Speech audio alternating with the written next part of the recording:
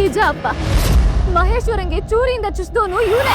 ಪಾಪ ಊರವರೆಲ್ಲ ಸೇರಿ ಇವನಿಗೆ ಏನ್ ಮಾಡ್ಬಿಡ್ತಾರೋ, ಇವನ್ ಜೀವನ ಎಲ್ಲಿ ಹಾಳಾಗೋಗುತ್ತೋ ಅಂತ ಕರಡಿ ದಾಳಿ ಮಾಡ್ತು ಅಂತ ಸುಳ್ಳು ಹೇಳಿದ್ರು ಅವರು. ನಂಜುಂಡ,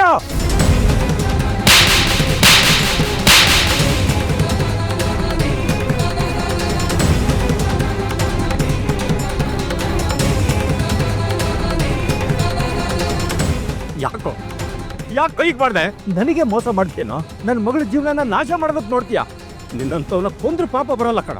ದೇವಮಾವ, ನನ್ನ ತಪ್ಪಾಯಿತು, ದಯವಿಟ್ಟು ನನಗೆ ಹೊಡಿಬೇಡಿ. ನೋಡಿ, ಇನ್ಯಾವತ್ತೂ ಈ ರೀತಿ ಮಾಡೋದಿಲ್ಲ. ನಿನ್ನಂತವನ್ನ ಬಿಡಬಾರ್ದು ನಂಜುಂಡ. ನಿನ್ನಿಂದಾಗಿ ನಮ್ಮ ಮಹೇಶ್ವರನ್ ಬಗ್ಗೆ ನಮ್ಮ ದೇವಪ್ಪ ತಪ್ಪು ತಿಳ್ಕೊಂಡ್ಬಿಟ್ಟ. ಚಿಂದಂತ ಹುಡುಗ, ನೀನೇ ಕೊಲೆ ಮಾಡೋ ನೀಚತನ ಕಿಡಿದು ಅನ್ಯಾಯವಾಗಿ ಆ ಹುಡುಗನಿಗೆ ಕೊಲೆಗಾರನ್ ಪಟ್ಟ ಕಟ್ಬಿಟ್ಟಲ್ಲ. ನಿನ್ನ ಆ ಶಿವ ಕ್ಷಮಿಸಿದ್ರು ದೇವಪ್ಪ ಮಾತ್ರ ಕ್ಷಮಿಸೋದಿಲ್ಲ. ಅಷ್ಟೇ ಅಲ್ಲ, ಕಮಲಕ್ಕ, ಸುಂದ್ರಮ್ಮ, ಈ ಊರವ್ರು ಯಾರು ಕ್ಷಮಿಸೋದಿಲ್ಲ. ಸೀರೆ ಒಡವೆ ತಂದ್ಕೊಟ್ಬಿಟ್ಟು ನನ್ ಮುಂದೆ ಒಳ್ಳೆಯವನಾಗಕ್ ನೋಡ್ದೇನೋ? ನನ್ ಮಗಗೆ ಊರು ಅಂದ್ರೆ ಪ್ರಾಣ ಕಣೋ.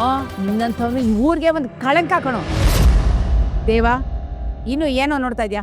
ತಳ್ಳವಿನ ಆಚೆಗೆ, ಊರಿಂದಾನೆ ಅವನಿಗೆ ಬಹಿಷ್ಕಾರ ಹಾಕ್ಸು. ಅಯ್ಯೋ ಬೇಡ ದೇವಮಾವ, ದೇವಮಾವ, ದಯವಿಟ್ಟು ನನ್ನಿಂದ ಊರಿಂದ ಬಹಿಷ್ಕಾರ ಮಾತ್ರ ಹಾಕ್ಬೇಡಿ. ನಾನು ಇಲ್ಲೇ ಹುಟ್ಟು ಬೆಳೆದವನು, ಬೇರೆ ಎಲ್ಲೋ ಬದುಕಲಿ. ದಯವಿಟ್ಟು ನನ್ನ ಕ್ಷಮಿಸ್ಬಿಡಿ. ಬೇಕಿದ್ರೆ ಅಂಬನ ಹತ್ರ ಕ್ಷಮೆ ಕೇಳ್ತೀನಿ. ಅಂಬ, ದಯವಿಟ್ಟು ನನ್ನನ್ನು ಕ್ಷಮಿಸು. ನಾನು ನಿನಗೆ ಮೋಸ ಮಾಡಿದೆ, ಮಹೇಶ್ವರನಿಗೆ ಮೋಸ ಮಾಡಿದೆ. ನೋಡು, ನಾನು ನಿಮ್ಗೆ ಬದಲಾಗಿದ್ದೀನಿ.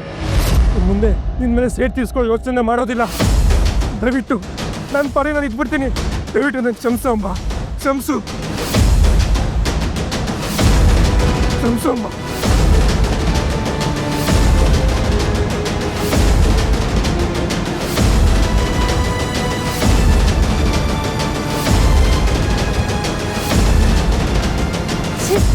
ನಿನ್ ಮುಖ ನೋಡಕ್ಕೂ ನನಗೆ ಅಸಹ್ಯ ಆಗುತ್ತೆ.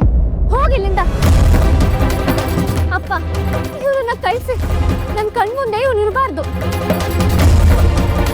ಏಯ್ ಅಡಿಯೋ, ಏನ್ ಮಾಡ್ಬೇಕು ಅಂತ ಪಂಚಾಯತಿ ತೀರ್ಮಾನ ಆಗತ್ತೆ. ಅಡಿಯಾ ಹಿಡ್ಕೊಳ್ರಿ. ಅಡಿಯಾ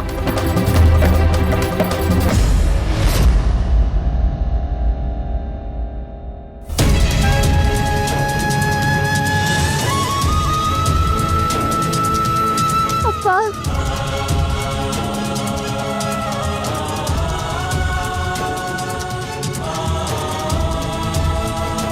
ಅಳ್ಬೇಡಿ ಅಪ್ಪ. ನನ್ನ ಕ್ಷಮಿಸು ಮಗಳ. ನಾನು ನಿನಗೆ ತುಂಬ ಕಷ್ಟ ಕೊಟ್ಬಿಟ್ಟೆ, ಕೂಡ ಹಾಕಿದೆ. ಇದೆಲ್ಲ ಸ್ವಲ್ಪ ತಡ ಆಗಿ ಗೊತ್ತಾಗಿದ್ರು ಕೂಡ ನಾನೇ ನನ್ನ ಕೈಯಲ್ಲಿ ನಿನ್ನ ಜೀವನ ಹಾಳು ಮಾಡ್ಬಿಡ್ತಾ ಇದ್ನಲ್ಲಮ್ಮ. ದಯವಿಟ್ಟು ನನ್ನ ಕ್ಷಮಿಸ್ಬಿಡಮ್ಮ.